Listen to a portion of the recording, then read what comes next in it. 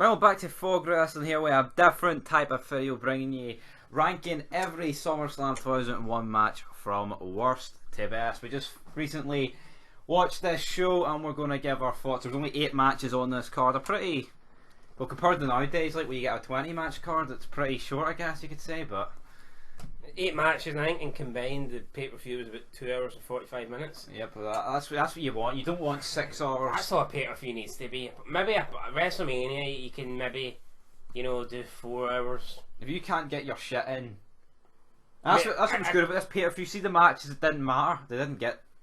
You know what I mean? They don't make. That's what back in the day was. They didn't just stick you on for the fucking sake of it. And it's the same. Like it's the same with the Rumble. I don't want to see like a 4-hour Rumble. See the Royal Rumble. I just want like 3 or 4 matches and the Rumble match. I don't need fucking 8, 9 fucking matches plus 2 Rumbles. You know, see, you have to sit through a fucking hour-long women's match that nobody. I know. Well, not that you care about any match these days, like. But anyway. Talking about short matches, we kick off with the worst match on tonight's card, in our opinion. Not William Regal. William Regal's assistant, Tajiri, taking on X-Pac. Both the cruiserweight title and the light heavyweight title on the line here. Well, this was actually the 3rd match on the card. Aye, but we were ranking it worst. You said kicking off. What do you mean kicking? Kicking off this list. Right. I mean, it's not necessarily that this was a bad match. It's just it was the match I at least cared about. It didn't really get. There was Wasn't not much a lot of build. Like there really wasn't. No, I mean, and don't get me wrong. Tajiri does get featured a lot in the shows, but I just didn't see him there being.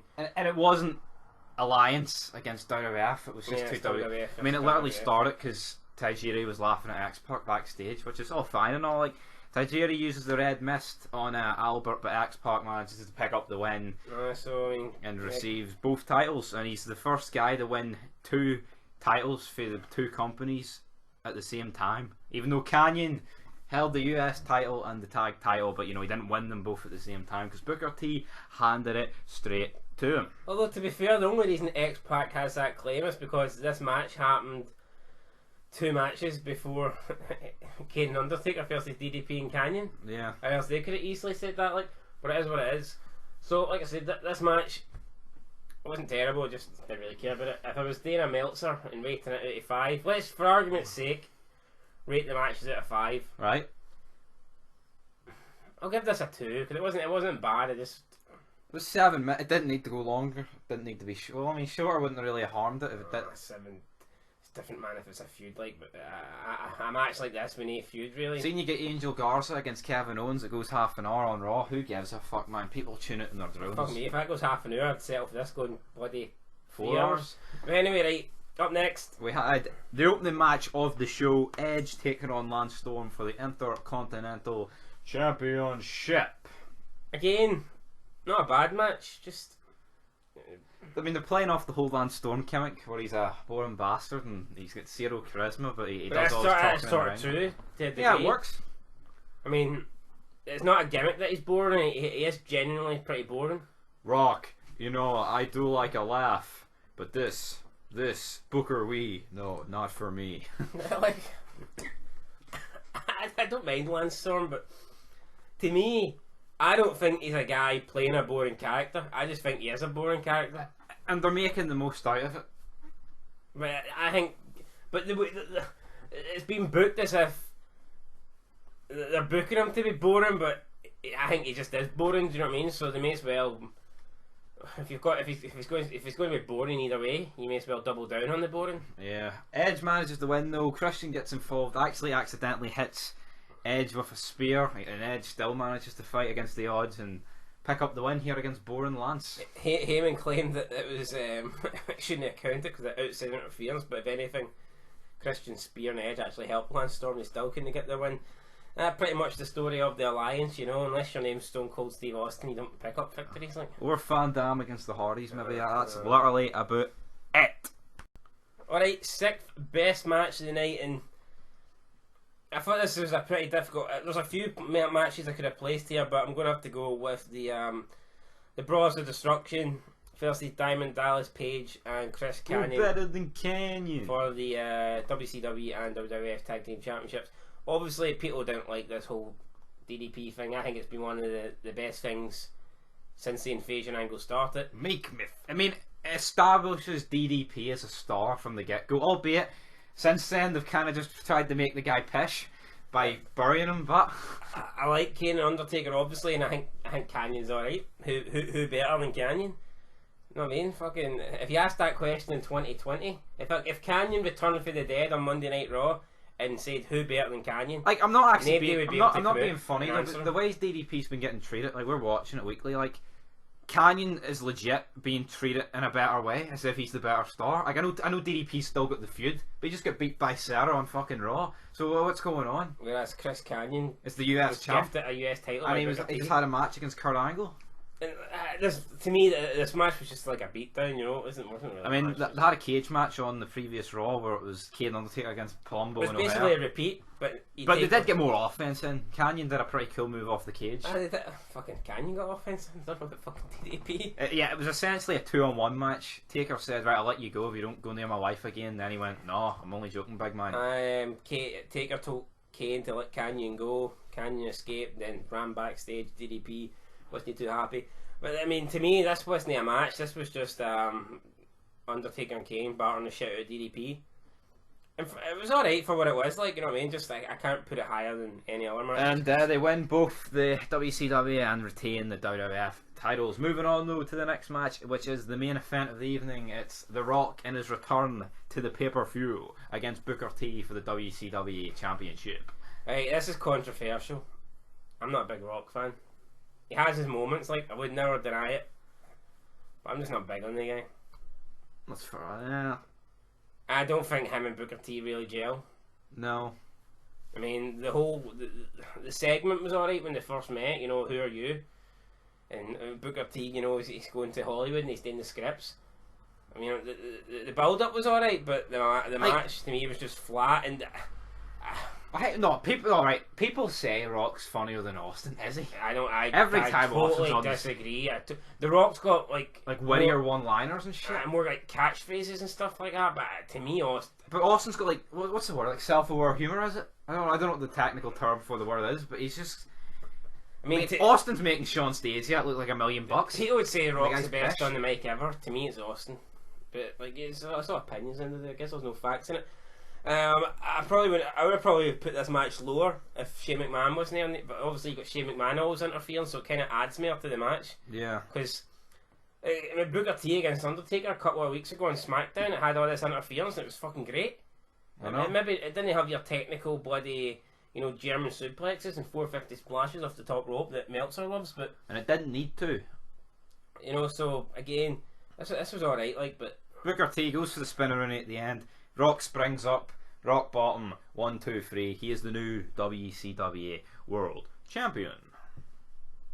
I think it's more I just don't think the Rock's that good of a ring. People would say he's better than Austin in ring. He sold a pretty good gore to Rhino. We have to give him well, that was fucking great. Like, I won't deny that. Know what I think hurts Rock? I think the sharpshooter. Well, yeah, the sharpshooter's fucking brutal. Like, I don't like Bret. I mean, Bret Hart can't claim to be better. I honestly think Rock coming back in like 2013 and it'll hurt him. The whole riding off his hand. Austin doesn't have that. I bet you if Austin came back, that would have tainted more than add it to him. Easily. So. Everyone's like that. So you think if Austin came back and actually had a match with Punk, it would have tainted his? Well, I think it depends. Like, it depends if they could have nailed it. Maybe Austin's different than Rock. It's like Michaels. He came back for that Crown Jewel match, albeit it's kind of swept under the rug because it was Saudi Arabia, blah blah blah. But you get our point. Anyway, though, moving on to the fourth best match, and it was Chris Jericho taking on Rhino. Again, another good match. Jericho defeats Rhino for the first time, and the Rhino's actually built up as a pretty. I mean, like, you maybe look at this match on paper and you're thinking, well, why is this on SummerSlam? But Rhino built up as one of the Alliance's top dogs. I'd say Rhino's definitely the top 5 Alliance members. Yeah. I mean, you got Austin, RVD, Booker T. DDP is probably 4th. Dudley's are a tag team, so they're kind of... Like, it's not that DDP's not... Like, he's not like feud upon as a jobber, but maybe he's only losing because he's in a feud with Taker. Like, do you know what I mean? Yeah. Who else has he lost? He lost to Taker and he lost to Taker's wife. I guess it's not. That was bad losing to his fucking wife, though. I mean, I can't complain about that. Jericho though picks up the win here. Nothing wrong with this match. We're going to go back to the big Davey Boy Meltzer star rating. Nah, fuck that. Nah, let's go kill himself. Davey Boy. So then Jericho beats Rhino for the first time in his career, and I mean, good match. Yeah, definitely a good match. Moving into our top 3 though from SummerSlam 2001, and it's actually, you could say, a surprising entry. It's a 6-man tag coming in at number 3. It was the APA and Spike Dudley against Test and the Dudleys. You see, this is probably placed on this card as a throwaway match, but that doesn't mean throwaway matches can't be good. It's fun, you know. It's a 6-man match. It's exciting. Like, it's fast paced. It's short. It's shorter than Conor the Crusher's life expectancy. Damn. It was a good match. You know, everyone got their shit in. Spike doing some mad spots. He absolutely got hung up in the ropes. Oh fuck! He almost died, and then he got chucked through the table at the end. If the top rope spot didn't kill him, the fucking table spot certainly did.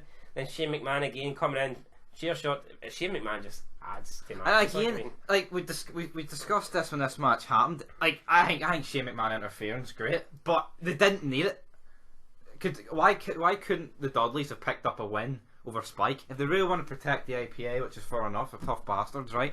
Why did they need to win dirty? No, but even then, Spike's been taken out of the equation, so it's essentially 3-on-2. Yeah, exactly. And it's not as if the Dudleys are fucking pish, and then you got Test, who's a big guy, so, you know, it is what it is. Moving on though to number 2, it's for the hardcore title. It's a hardcore ladder match between Jeff Hardy and Rob Van Dam. These guys have great bloody chemistry between each other. They took on each other at the last pay-per-view at Invasion. And this, I mean, it did have a few botches in it, but there was a one time what Van Dam went for, it was just never going to work, wasn't it? Not? I know. I feel like these two have fought 4 or 5 times since RVD's debut. Yeah, I mean, they fought on Raw. I mean, RVD's fought Matt Hardy. They fought on pay-per-view twice. Like I said, and I guess it's because they got good chemistry. The title was placed very high. Yeah, higher than usual. Like, I don't know what they were thinking. Like, I mean, the actual spot itself, Jeff's swinging, and Van Dam's supposed to like do like a. He goes like a springboard. Like a springboard spinning heel kick or something. I mean, at best you can say he skimmed him, but even then, I mean, it looked. Sammy skimmed milk. Kurt Angle doesn't drink that shit. It's all about the whole milk. It looked good. Even I thought what RVD went for looked good, even though he didn't connect. And Jeff, like, they actually sold it pretty well because Jeff he went like one way. Yeah. And you could argue because of momentum, that's what made him fall. So I mean, it worked. And I think he maybe caught RVD on the way down because RVD was like selling his leg. It was pretty. So I don't know if he caught him or not. And Van Dam managed to get up the ladder. And some innovative ladder spots like. Yeah, definitely. RVD and the ladder they used was awful small. I know RVD rolling thunder for the top rope all the way to the other side of the ring. Like I don't know how he covered that much distance, but fair play. RVD wins. And going forward, like he probably is if you don't count Austin, he's probably the main man. Like I'd say at this stage, he's getting built up to be bigger than Booker T and DDP. Like so, yeah, Booker T's beginning to turn into a bit of a joke currently. But going into the best match, and it is Stone Cold Steve Austin defending his WWF Championship against the Olympic hero, the milk drinking Kurt Angle. I really enjoyed this. I think it was a good match. Very good match. Yeah, I think it was similar to like Rock Austin in a way at Mania where he couldn't beat him, but obviously Austin was heel in this match, not just the end of it. Angle's cracked off the ring post. It was like about 10 times. Massive fucking. I don't know if it was a blade job, but there was a shitload of blood there anyway. So shitload of everything. Damn it. Austin couldn't put Angle away. But after 3 stunners, Angle was still kicking it. I know, and then JR's, he can't beat Angle, he can't beat him. Austin flipping out, stunning all the referees, out comes... I know, 3 stunners to Angle, 3 stunners to... Was it fucking 3 stunners to the WWF officials? Tim White, Mike Chioda and Earl Hebner. And then Nick Patrick comes out, he calls for the bell due to the destruction everywhere, blood pissing it everywhere, man, over the ring, stained fucking red. And then Mick Patrick is put in the ankle lock and he snaps his ankle. Taps out while Austin makes his way to the back. Definitely pushing Kurt Angle strong here. Yep. I'd say one of Austin's better matches. Like.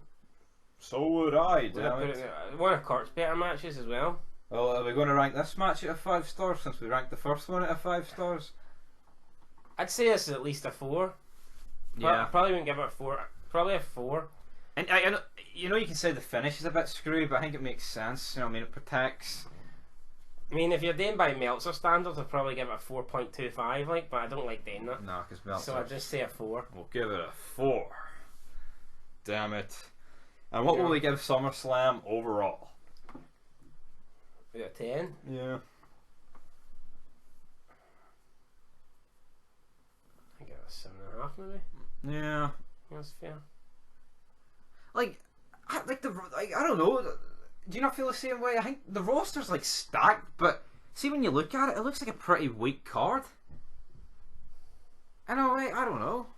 Well, who wasn't really on it? Yeah, exactly. There's no one really missing, but I don't know. It just looks like a.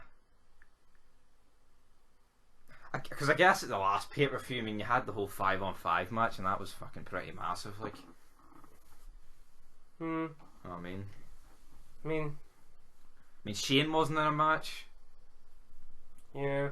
But I mean, well, he interfered in a few matches. Yeah, but apart from that, like, he was more or less. That's more or less it. And I mean, there was. Regal was talking to Rock backstage, and Sean Stasiak, who has a gimmick of trying to attack people and just botching. I like Sean Stasiak. I think the guy's fucking great. I know. Hopefully he's not dead. Is he dead? I think he might be dead. That's a shame. I know. See, knowing that Chris Canyon's never going to come back. Like, I mean, who better than Canyon? Anyway, though, 7.5? I'll give it a 7.5. I think that's fair. I mean, can't really give it more. I mean, there was no particularly bad match, but there wasn't exactly an amount of matches that made you go, well. I could have definitely given it. I could have definitely give it higher if Rock and Booker T and the cage match was better. But I just think, you know, they were two of the top 3 matches going in, and I thought they were kind of disappointing. Yes, I hear SOS 9 there. Anyway, though, I'll do it for Fog Wrestling. We might do the next pay-per-view. We don't know which would be Unforgiven to us. If we don't do it, please forgive us. But until next time, peace.